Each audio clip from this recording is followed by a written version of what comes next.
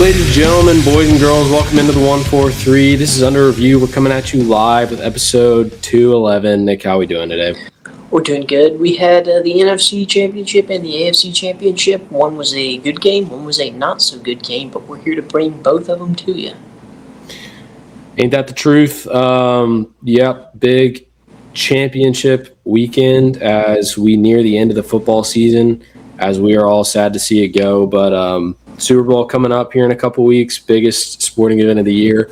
Looking forward to it. But yeah, today we're going to dive into the AFC and NFC Championship. Start us off, stat of the week, brought to you by our sponsor, Andrews Logistics. So Super Bowl,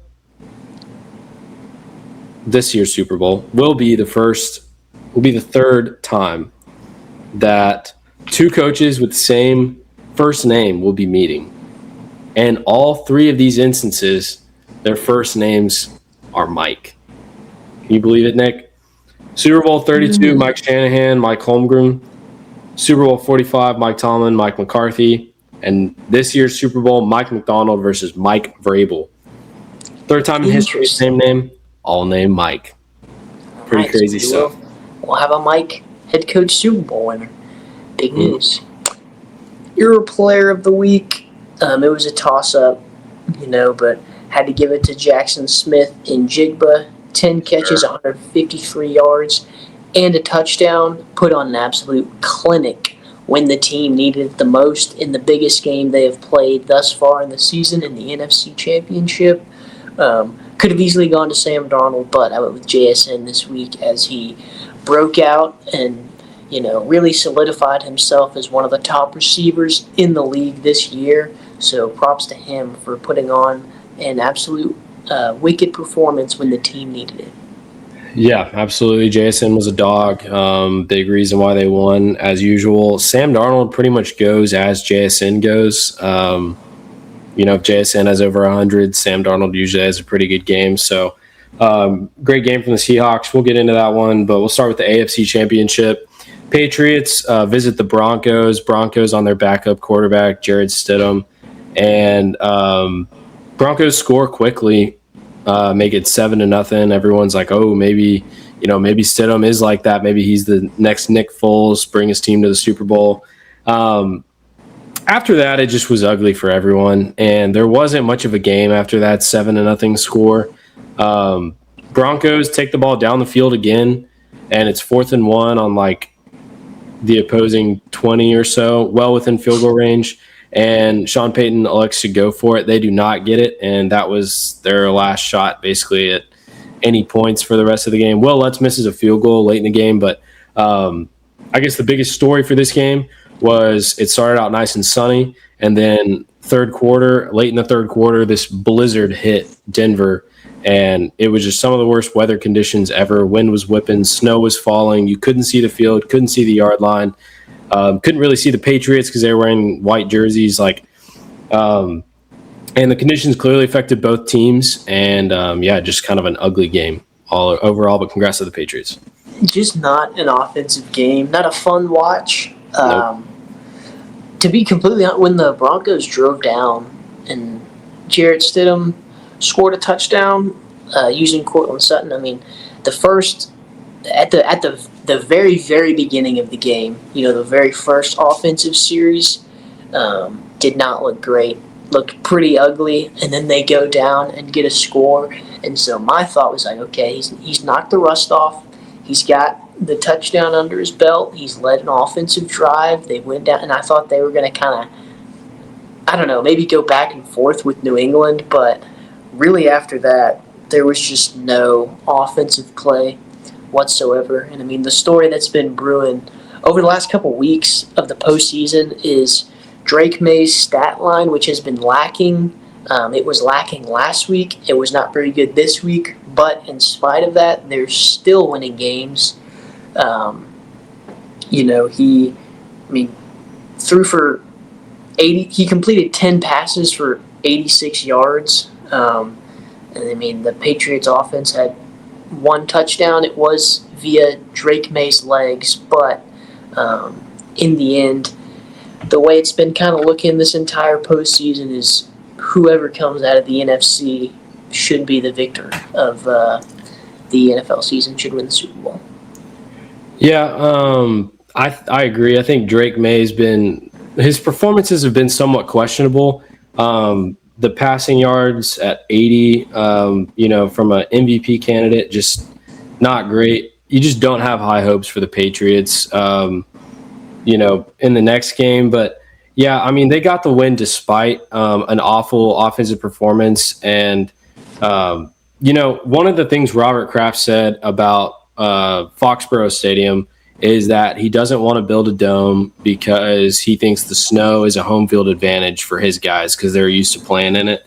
And you hear a lot of northern teams say that their outdoor stadiums give them home field advantage when the bad weather comes. And I'm here to say, like a lot of people have been saying, everybody needs to build a dome. This kind of football in the playoffs is unwatchable.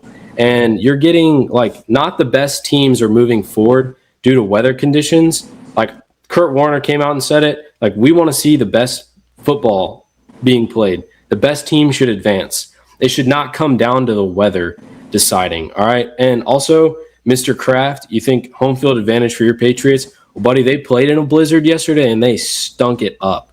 They are lucky to come out of Denver with a win. If Sean Payton had kicked the field goal on 4th and 1, who knows what would have been different.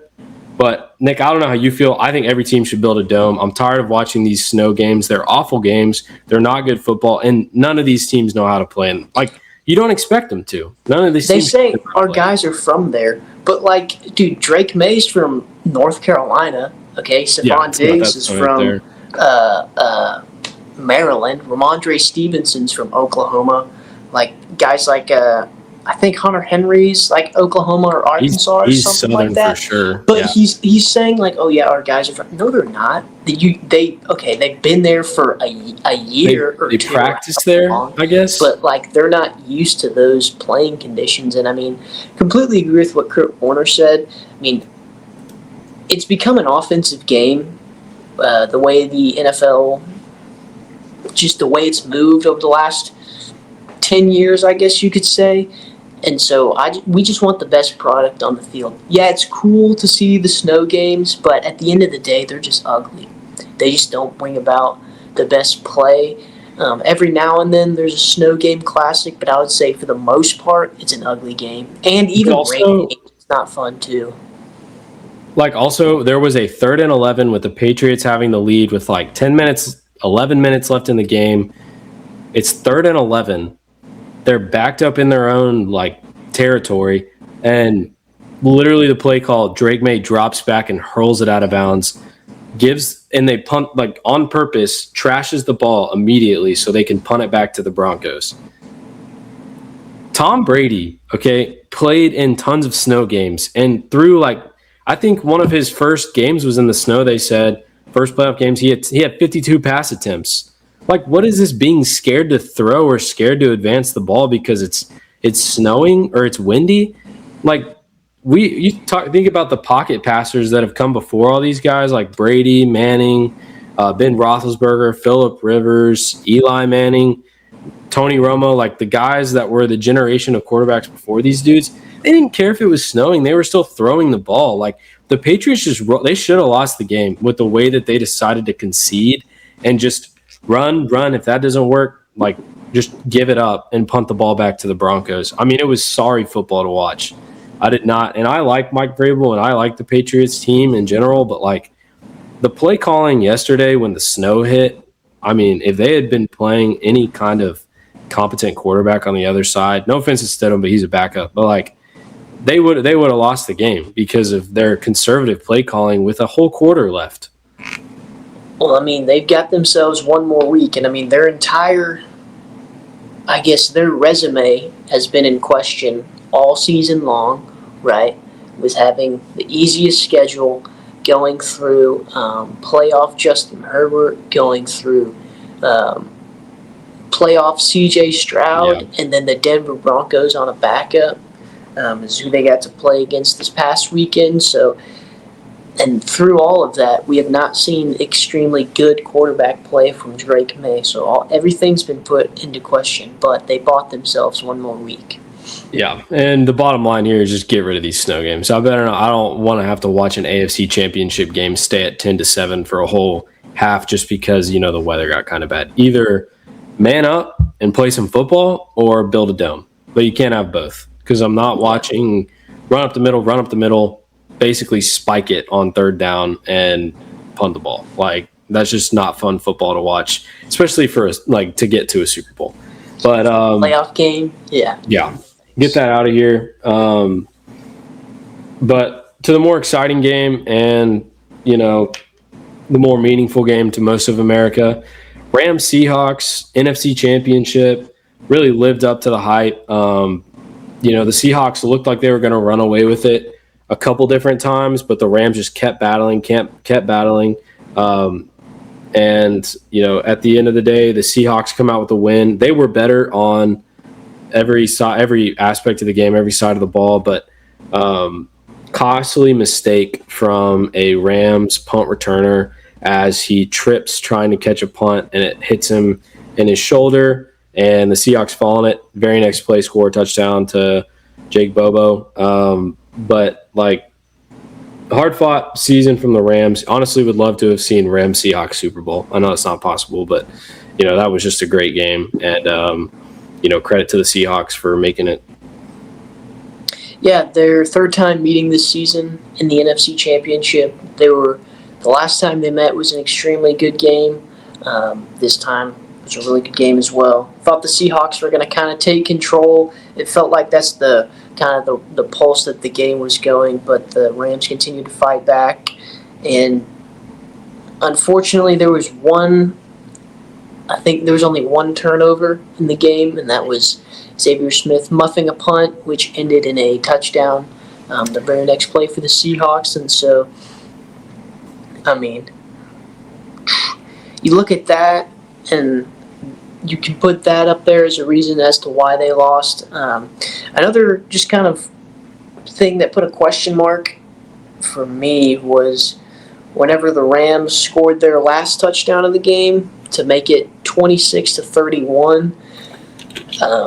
They had the option to kick the extra point to make it 27-31, or to go for two and make it 28-31. Me personally, I thought they would have / should have gone for two, because if you were to miss the 2-point conversion, that's you wouldn't be hurting yourself as much as you would still need a touchdown. It's the same. It's essentially the same as kicking the extra point. Yeah, because you would still need the same thing. It's 5-4. Okay, well, you still need to go down and get 2 scores. Whereas if you get the 2-point conversion later in the game, when it was 4th and 4, it was 27-31. They were forced to go for it because that was kind of the game right there. But if they had gone for 2 and gotten it, they could have kicked a field goal and tied the game. So that's kind of what I was thinking at the end of the game. Obviously, I don't make those decisions. Sean McVay's in that position for a reason, but that was just something that I was thinking about at that particular moment when that happened. But, nonetheless, Matt Stafford had an amazing game. Puka Nacua popped off. Sam Darnold had a great game. JSN popped off. That was the kind of game you want to see in a championship game. You had 10-7 a couple hours earlier, and then an offensive shootout as the 5 o'clock game to end it off. So I was very pleased with watching the Seahawks-Rams game. But, props to Seattle. Yeah, I think it was really cool to see Matt Stafford being the MVP candidate that you would expect. So you just saw 2 different MVP candidate performances on Sunday with Drake May and then Matt Stafford coming out. He's an older quarterback and he's still slinging it and he's making all the throws. And you just had to. He needs to play at least another year. I know he was saying he's going to take some time, but you gotta come back with this. You're bringing back basically the same team as well. And you just feel for guys like Devontae Adams, who was pretty emotional after the game. He's 0-5 in NFC championships. 4 of those were Aaron Rodgers' fault, and then this one wasn't wasn't Matt Stafford's fault. But you know, the Rams defense lately hasn't really been clutching up for them like they've been needing to, and that's what it came down to, because the Seahawks, the Rams missed their chance to score on 4th and 4, like Nick said, with 5 minutes left in the game. They had multiple chances to stop the Seahawks and get the ball back, and they couldn't do it until there were 30 seconds left in the game. So they let the Seahawks burn 4.5 minutes, you know, and they really didn't come up when they needed them to. But like Nick said, it was cool to see a game where everybody's stars really showed up on the offensive side. And, you know, that's what football is now. The fans want to see offense. Like, we want to see offense. Defense is cool, but when it's dictating the whole game, but I wouldn't even say the AFC Championship was dictated by defense. The AFC Championship was just some awful offense. It was just lack of offense. Yeah, it was. The defenses really didn't do much in the AFC Championship game. So, but yeah, it was really cool to see this game. And I think, you know, at the end of the day this year, the better team won. And, you know, the Seahawks, they've been really rolling. I think they've won 8 or 9 straight now. Mike McDonald's a second-year head coach. He turned the defense around, and Sam Darnold, somebody that everybody wrote off, he's gone from team to team and really proved everyone wrong this year, including us. Big shout-out here from Under Review, DeMarcus Lawrence. Love that guy's getting into the Super Bowl. Cowboy. He came out and said earlier this year, before the season started, that Dallas will always be his home, but he knew he couldn't, you know, play for a Super Bowl in Dallas, and respect it. And that very next year, he's playing for a Super Bowl. So happy for him. Closest us Dallas fans will ever get to a Super Bowl, unfortunately. Yeah, exactly. And, you know, I just hope that the fact that that's being said publicly and stuff, that we would just do some looking inward and being like, oh, maybe, you know, we're the problem. But the unfortunate thing is he's right. Yeah, he is definitely right, and he proved everyone that he is right. Hit it right on the head. Didn't make the playoffs, and he's in the Super Bowl. So, not but 1 year later. Yeah, he said, yeah. There. That's another topic for another week. Yeah, but I think we can all agree that he was the biggest defensive loss for the Cowboys this year. Yeah. We let go of a few players, but I would think that he is our. I mean, hey, the team that he went to made the Super Bowl. Yeah, Micah, his team just went home immediately. So, anyways, yeah, but congrats to the Seahawks. Congrats to the Patriots. You know, at the end of the day, if the Patriots can come out and win the Super Bowl, then they'll have shut everyone up. So, but until then, there's going to be a lot of noise.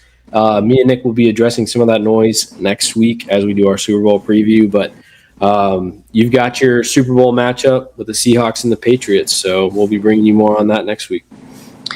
Yeah, but here's how I like to end our shows on Under Review. Brought to you a quote from, this is brought to you from Anonymous. That is the author I found, so that's who it is. It's Anonymous.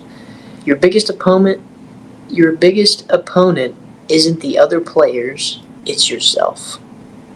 Ain't that the truth? Let's all have a little introspection this week as we go through our week, and we will see you next week, another episode of Under Review.